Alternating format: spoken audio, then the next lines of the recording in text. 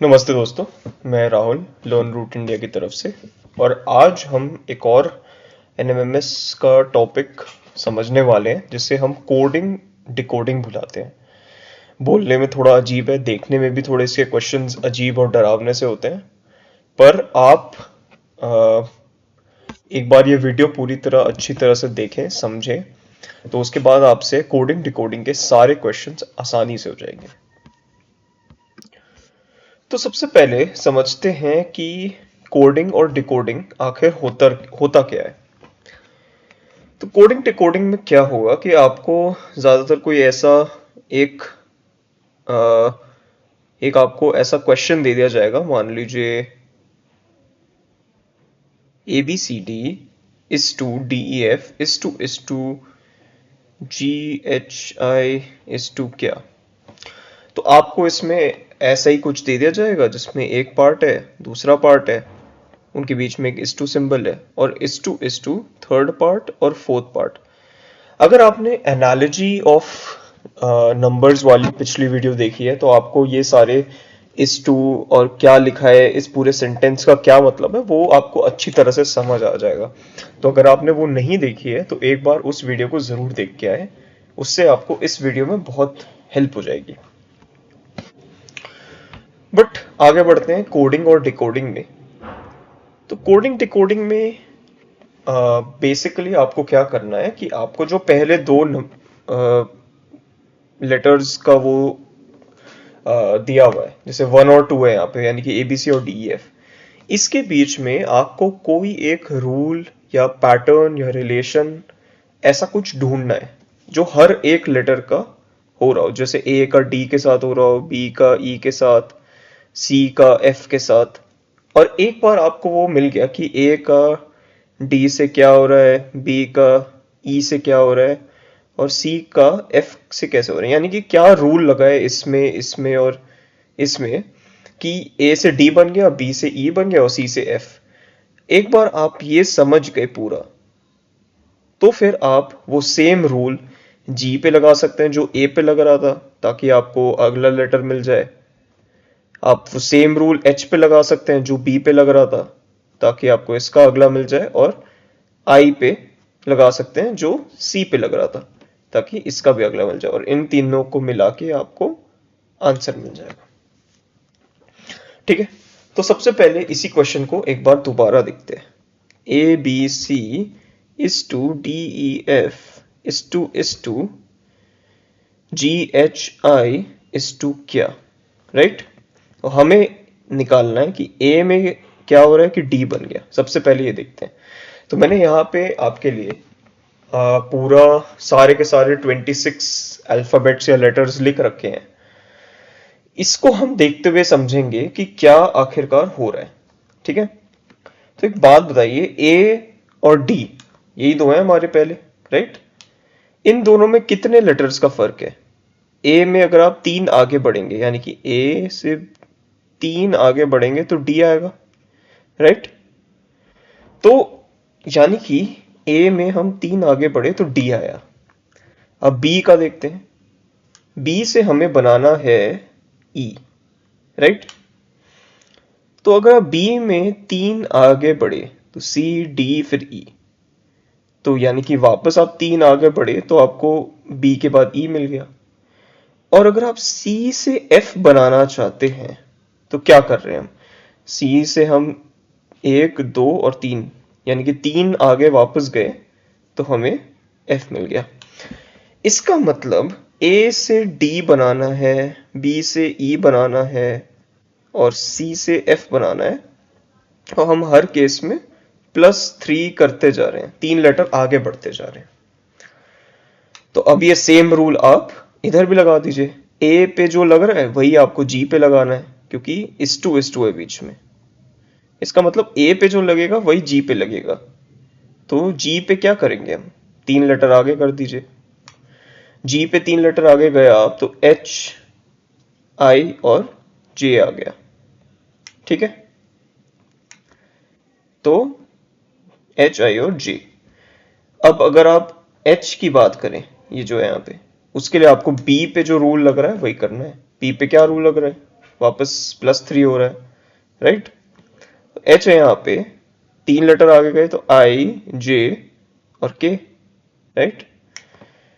तो एच में हम 3 लेटर आगे गए जैसा कि बी में कर रहे थे, तो एच में आई, जे और के आ गया। और अब आई देखेंगे ये वाला, और इसके लिए हम क्या करेंगे, वापस सी का रूल देखेंगे। सी पे क्या हो रहा है, 3 लेटर हम आगे बढ़ रहे हैं, तो इसमें भी आप 3 लेटर आगे बढ़ा दीजिए। आई है तो जे, के और एल। तो क्या आंसर बन गया आपका, आंसर आपका ये आ गया, जे, के और एल। बस इसको आपको मार्क कर देना है। तो अगर हम इसको एक बार ऊपर से वापस समझें, हमारे पास क्वेश्चन में क्या था, A B C is to D E F. पहला पार्ट क्वेश्चन का यही है, राइट। इज टू के बाद कुछ कुछ है, बट हम इसी को देखेंगे अभी।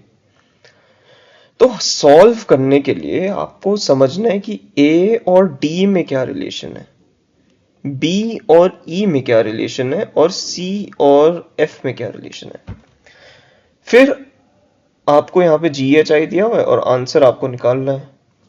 तो एक बार आप रूल समझ गए कि ए पे क्या लग रहा है कि डी बन गया, वो चीज आप जी पे लगा दो। फिर आप देखोगे कि बी पे ऐसा क्या है कि ई बन गया, वो चीज आप एच पे लगा दो। और फाइनली आप देखोगे कि सी पे ऐसा क्या कर रहे हैं हम कि एफ बन गया, वो चीज आप इस लेटर पे कर दो। क्योंकि देखिए सी यहाँ पे लिखा है, उसके मतलब अगर आप उस तरफ देखें तो तीसरा लेटर ही है आई, राइट। एच दूसरा है यहाँ पे, बी दूसरा है यहाँ पे, तो जो रूल उधर लग रहा है आप इधर भी लगा दीजिए। बस इतना ही करना है आपको। अब इसमें कॉन्सेप्ट यही है, अलग अलग तरीके के पैटर्न्स आते रहते हैं, वो हम अभी देखते हैं, ठीक है।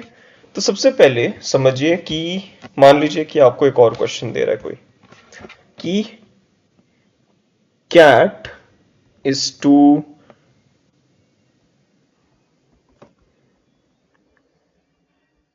डॉग इज टू क्या, ठीक है। सिंपल है। सबसे पहले हम बाकी सब छोड़ के सी और इस डी में क्या रिलेशन है। आपको पता है सी के बाद डी आता है, राइट, यानी कि एक लेटर हम आगे बढ़ गए। तो डी, यहां पे जो डी लिखा है उस पे सेम रूल लगा दो। तो डी से एक लेटर आप आगे बढ़ा दोगे तो क्या आ जाएगा, ई, करेक्ट। ए में जो यहाँ पे सेकंड लेटर है उसमें हम क्या करेंगे, सॉरी, ए में हम ऐसा क्या करेंगे कि बी आ जाए, हम एक लेटर आगे गए।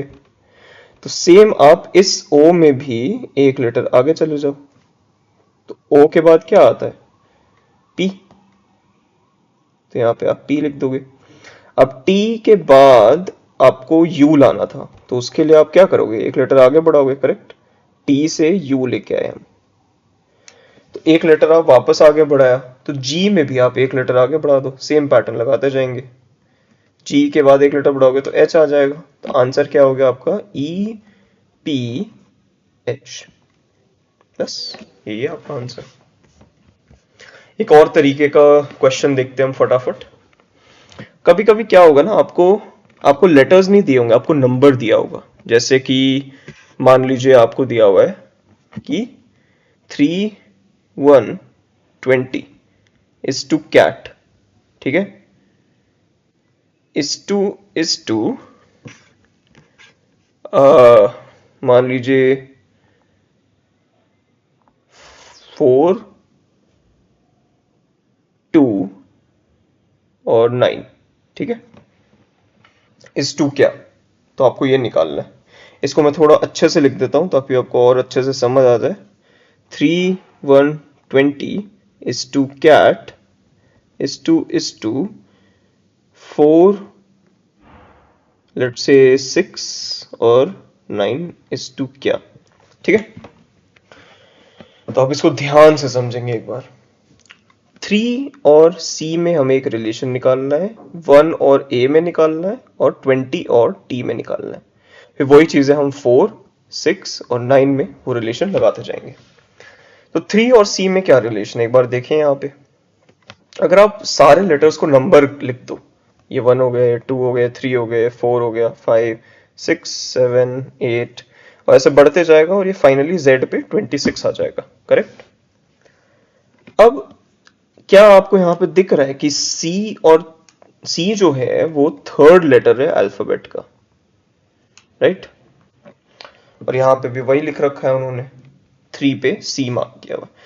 यानी कि जो नंबर है, अगर आप अल्फाबेट ऑर्डर देखेंगे पूरा, तो आपको 3 दिया हुआ है, थर्ड प्लेस पे आता है सी, और सी उसका आंसर है, राइट?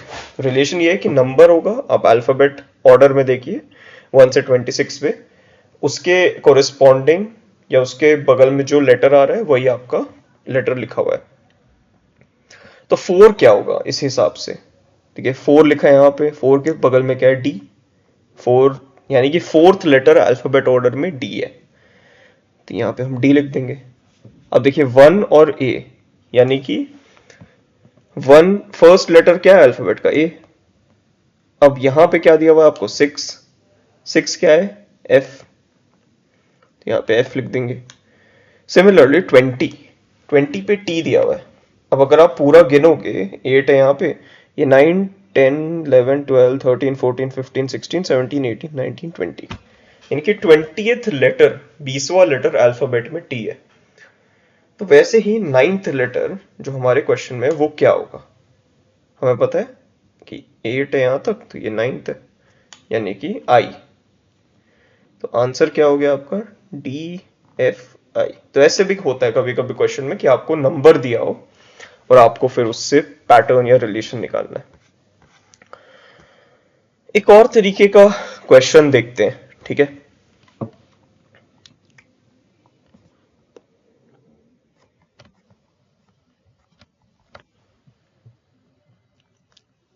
ठीक है, अब मैं चाहता हूं कि आप सोचें कि क्या रिलेशन होगा डॉग इज टू WLT, यानी कि आपको डी ओ, मतलब डी से डब्ल्यू कैसे बन रहा है, ओ से एल कैसे बन रहा है, जी से टी कैसे बन रही है, ये आपको सोचना है।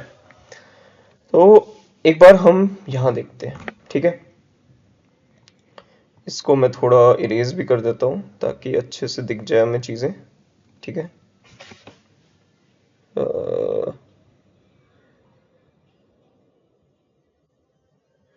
ठीक है, तो फाइनली जी, तो फाइनली हम समझते हैं कि अब हमारे पास वहां पे क्या लिखा हुआ था, डॉग और WLT, करेक्ट? तो डी को देखें हम अगर, तो डी कौन सा लेटर है? 1 2 3 4। अब डब्ल्यू तो बहुत नीचे आता है, राइट? बहुत ही पीछे यहां पे है, शायद 23 पे होगा। बट अगर आप उल्टा काउंट करें जेड से, जेड 1 है, वाई को 2 ले लें, मान लीजिए मैं काउंटिंग जेड से शुरू कर रहा हूं, तो जेड 1 हो गया, वाई 2 हो गया, एक्स 3 हो गया और डब्ल्यू 4 हो गया। अच्छा, इसका मतलब कि अगर आप आगे से काउंट करें तो डी फोर्थ लेटर है और पीछे से काउंट करें तो डब्ल्यू फोर्थ लेटर है। तो क्या हम यहां पे थोड़ा रिलेशन समझ पा रहे हैं? अगर आप ओ और एल की बात करें, तो ओ कौन सा लेटर है? 5 6 7 8 9 10 11 12 13 14 15, 15th लेटर ओ है आगे से काउंट करने पे, राइट? और पीछे से करेगा अगर, तो ये वी हो गया आपका 5 6 7 8 9 10 11, और इसको मैं थोड़ा हटा देता हूं अभी, जी, 12 13 14 15। इसका मतलब पीछे से काउंट कर रहे हैं तो 15th लेटर एल है, और आगे से काउंट कर रहे थे तो ओ 15th लेटर था। क्या हमें ये दिख रहा है रिलेशन, ओ और एल? सिमिलरली जी और टी में भी होगा, जी आगे से 7th लेटर है और टी अगर हम गिने तो पीछे से 7th लेटर है, दिख रहे हैं?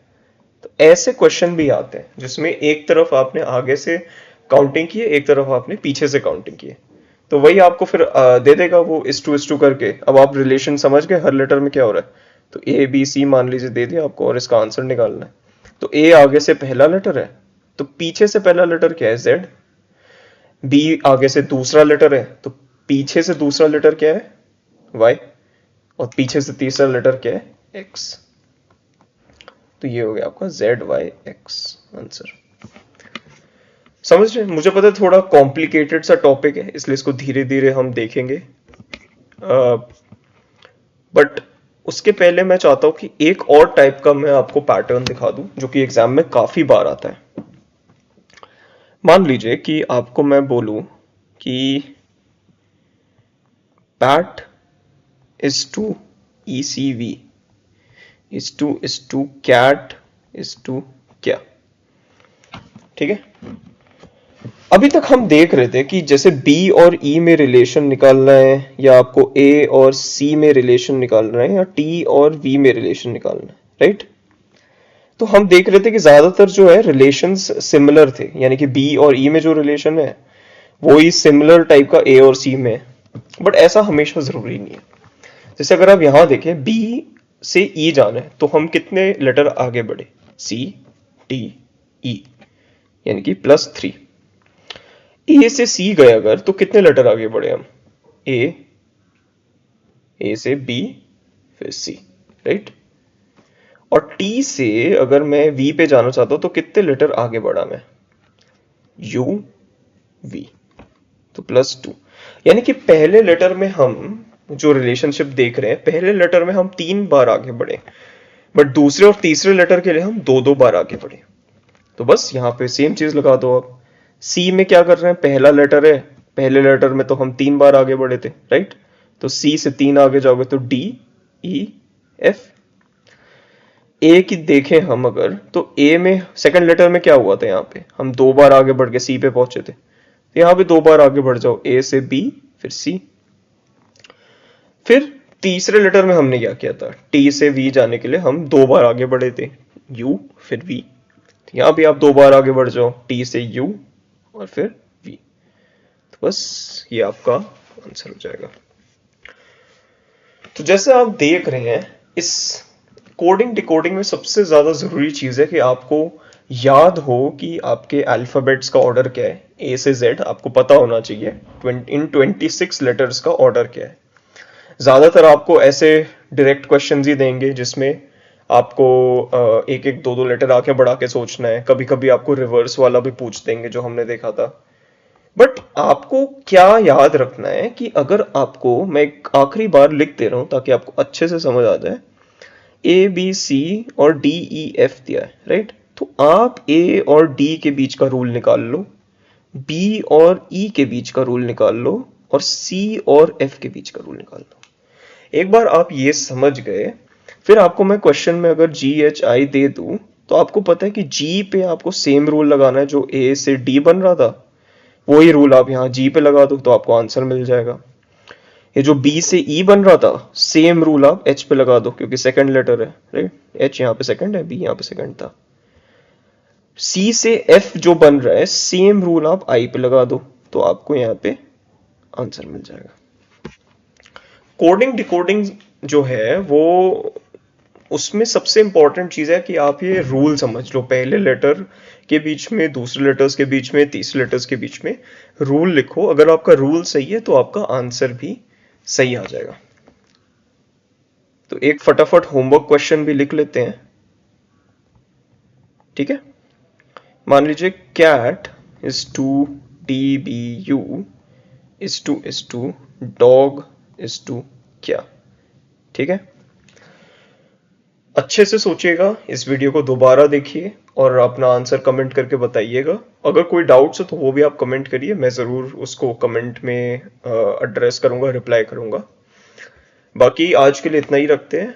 और इसमें सबसे ज़्यादा ज़रूरी चीज़ कोडिंग डिकोडिंग में हमेशा ये रहेगी कि आप पहले लेटर, दूसरे लेटर और इन तीसरे लेटर्स के बीच का रूल या रिलेशन निकाल लीजिए। बाकी मिलते हैं नेक्स्ट वीडियो में। Thank you.